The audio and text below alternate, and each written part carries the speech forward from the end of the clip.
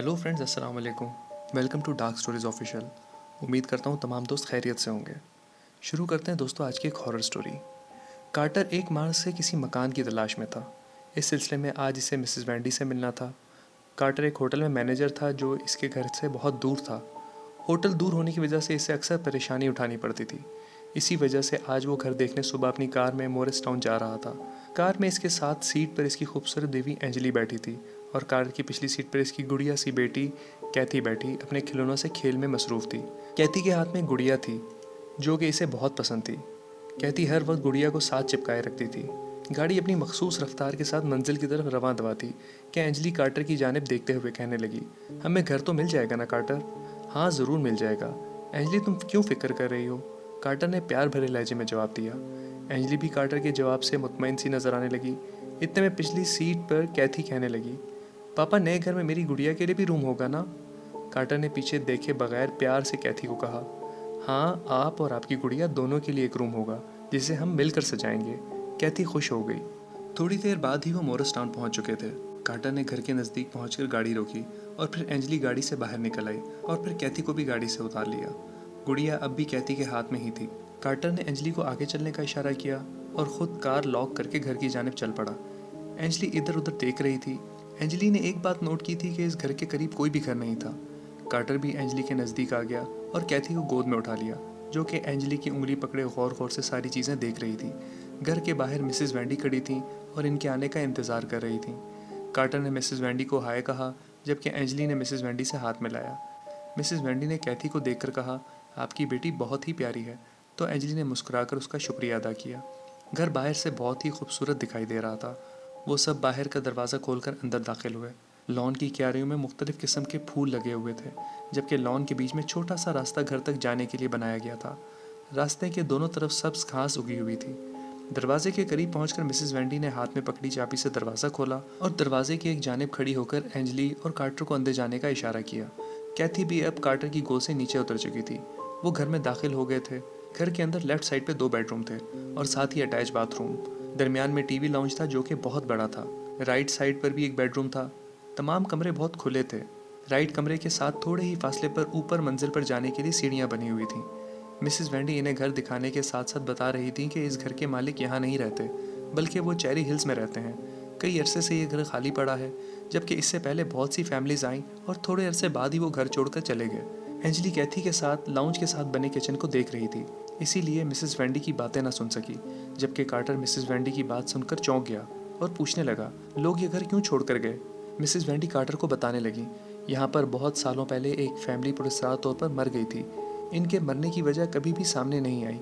बस इसके बाद जो भी आया कुछ अरसा गुजारने के बाद पीछे मुड़कर नहीं देखा।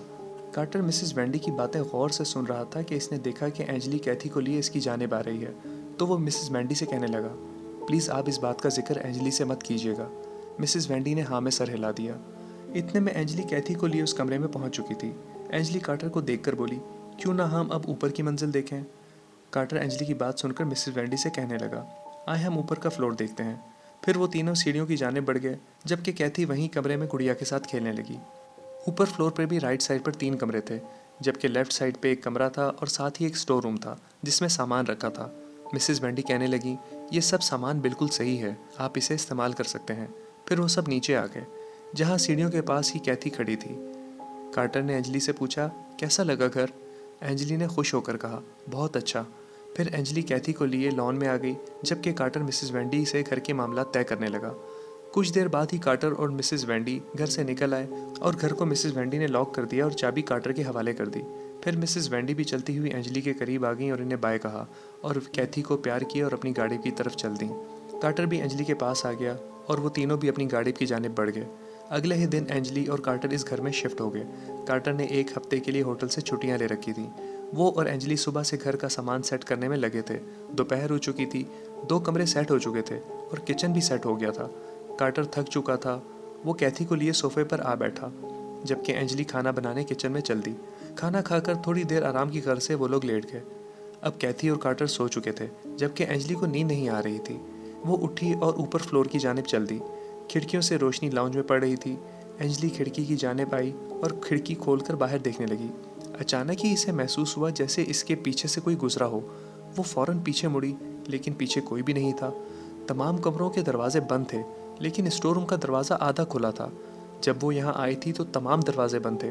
वो खिड़की बंद करके स्टोर रूम की जानिब बढ़ने लगी। अभी वो दरवाजे के करीब ही पहुंची थी कि कैथी के रोने की आवाज़ ने इसे अपनी तरफ मुतवज्जा कर लिया और वो फ़ौरन सीढ़ियाँ उतरती नीचे चली आई। जब वो कमरे में दाखिल हुई तो देखा कि कैथी तो सुकून से सो रही है।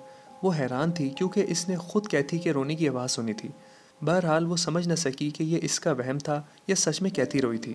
वो अपने जहन से तमाम ख्यालात झटक कर किचन की जानिब चल दी और रात के लिए खाना तैयार करने लगी। इसने सैंडविच बनाए, गोश्त फ्राई किया, कैथी के लिए नूडल्स बनाए। इतने में कार्टर उठ गया और किचन में चला आया, जहाँ एंजली बर्तन धोने में मसरूफ़ थी। कार्टर किचन में ही रखी कुर्सी पर बैठ गया।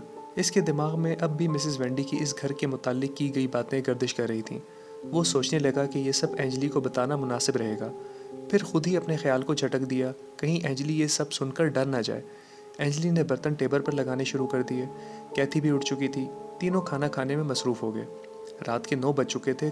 कुछ देर बातें करते रहे, फिर सोने के लिए चल दिए। एंजली कैथी को इसके रूम में सुलाकर आ गई और वो खुद ही बहुत थक चुकी थी, इसीलिए बेड पर लेटते ही इसे नींद आ गई। रात का ना जाने कौन सा पहर था, एंजली की आंख एक ज़ोर की चीख से खुल गई। वो डर गई, फ़ौरन उठकर कैथी के कमरे की जानिब गई कि कहीं कैथी ना रो रही हो। लेकिन जब कैथी के कमरे में गई तो देखा कैथी अपनी गुड़िया अपने सामने रखे इसे बातें करने में मसरूफ़ थी। लेकिन इसकी हैरत की इंतहा ना रही जब इसने देखा कि गुड़िया ने कैथी की बात का जवाब दिया और इसके होंठ भी हिले। वो बेयकीनी से कभी कैथी और कभी गुड़िया को देख रही थी। इसे अपनी आंखों पर यकीन नहीं आ रहा था कि जो मंजर इसने देखा है वो हकीकत है या इसका वहम। वो कैथी के बेड की जानिब आई, लेकिन अब गुड़िया बिल्कुल साकित थी। एंजली कैथी से कहने लगी, तुम अभी इस गुड़िया से बातें कर रही थी? कैथी बोली, मामा मुझे नींद नहीं आ रही थी, इसलिए मैं गुड़िया के साथ बातें कर रही थी। एंजली कहने लगी, बेटा अब सुबह खेलना, अभी सो जाओ। एंजली भी कैथी के साथ लेट गई। कुछ देर पहले का मंजर अब भी एंजली के जहन में था। कुछ ही देर बाद कैथी फिर से गहरी नींद में थी, जबकि साथ ही इसकी गुड़िया भी लेटी हुई थी। एंजली आराम से उठी और डरते डरते गुड़िया को उठाया और लाउंज पर पड़े सोफे पर रख दिया और ख़ुद अपने कमरे में आ गई। इसने सोचा कि ये बात वो कार्टर को बता दे, लेकिन कार्टर गहरी नींद में था, लिहाजा एंजली ने इसे इस वक्त उठाना मुनासिब ना समझा और बिस्तर पर लेट गई। सुबह 10 बजे कार्टर उठा तो एंजली किचन में कैथी को नाश्ता करवा रही थी। कार्टर किचन में आया तो एंजली ने इसे कॉफ़ी का कप दिया और साथ ही ब्रेड और बटर टेबल पर रख दिया। कार्टर नाश्ता करने लगा। एंजली ने नाश्ते से फारिग होकर ऊपर के फ्लोर को सेट करने का इरादा किया, जबकि कैथी को कार्टर के पास ही रहने दिया। स्टोर रूम में एंजली दाखिल हुई और एक एक करके चीज़ें देखने लगी। स्टोर में रखी अलमारी को खोला ही था कि साथ वाले कमरे से आवाज़ आई, तो वो फ़ौरन बाहर आई और साथ वाले कमरे का दरवाज़ा खोला। अंदर फर्श पर हर तरफ खून ही खून बिखरा पड़ा था। डर के मारे एंजली की चीख निकल गई। कार्टर फ़ौरन ऊपर आ गया। एंजली चीखे जा रही थी। कार्टर इसे झंझोड़ने लगा। एंजली हकलाते हुए कहने लगी, वो खून, यहाँ खून था कार्टर, और रोने लगी। कार्टर कहने लगा, एंजली कोई खून नहीं है यहाँ, तुम्हारा वहम है। मैंने खुद देखा है, यहाँ फर्श पर खून ही खून बिखरा पड़ा था। कार्टर कहने लगा, तुम काम करके थक चुकी हो, चलो नीचे आओ और आराम करो। कार्टर एंजली को लिए मुड़ा ही था कि ज़ोर की आवाज़ के साथ कमरे का दरवाज़ा खुद ही बंद हो गया और सामने एक साया सा दिखाई दिया। एंजली डर गई। वो चीखने लगी और कहने लगी, कार्टर यहाँ कुछ है, हम अब इस घर में नहीं रहेंगे।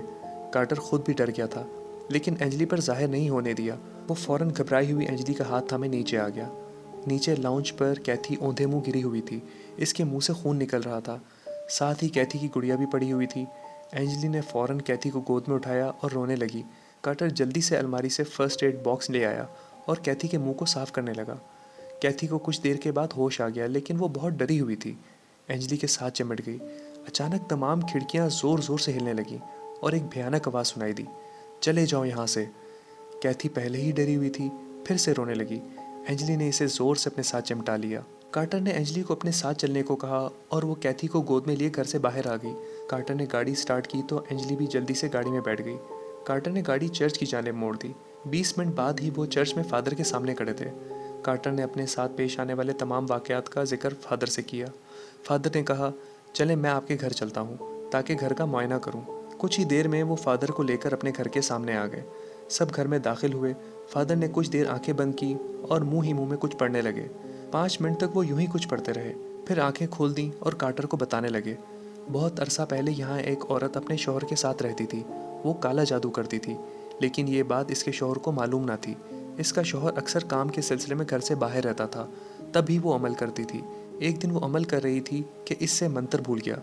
वो गलत मंत्र पढ़ने लगी। इस वजह से अमल उल्टा हो गया और शैतानी कुव्वतों ने इसे मार कर घर पर कब्जा कर लिया। जब इसका शौहर घर लौटा तो इसे भी शैतानों ने मार डाला। इसकी वजह से कोई इस घर में ज़्यादा अरसा नहीं रहता। वो इंसानों को इतना डराती हैं कि यहाँ कोई नहीं रह पाता। तुम लोग भी ये घर जल्द से जल्द छोड़ दो, क्योंकि ये शैतान बहुत ताकतवर हैं। फादर ने इन्हें बाइबल दी और रोज़ इसे पढ़ने का कहा, ताकि जब तक इन्हें कोई मकान नहीं मिल जाता वो शैतानों से बचते रहें। फिर फादर चले गए। अगले ही दिन कार्टर ने अपने एक दोस्त से रब्ता किया और इसे अपनी परेशानी के बारे में बताया। तो इसके दोस्त जॉर्ज ने इसे बताया कि चंद दिन पहले मेरे घर से 2 गली छोड़कर एक घर खाली हुआ है। कार्टर इसी दिन जॉर्ज के साथ इस घर के मालिक से मिला और तमाम मामला तय करके वो घर खरीद लिया। शाम तक उन्होंने मोरस टाउन वाला घर छोड़ दिया और यहाँ शिफ्ट हो गए।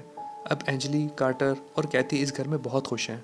पुराने घर को फादर के कहने पर इस घर के मालिक ने बंद कर दिया, जबकि फादर ने इस घर के गिर्द एक मजबूत हिसार बांध दिया है ताकि वो आसेबी कुव्वतें किसी को नुकसान न पहुंचाएं।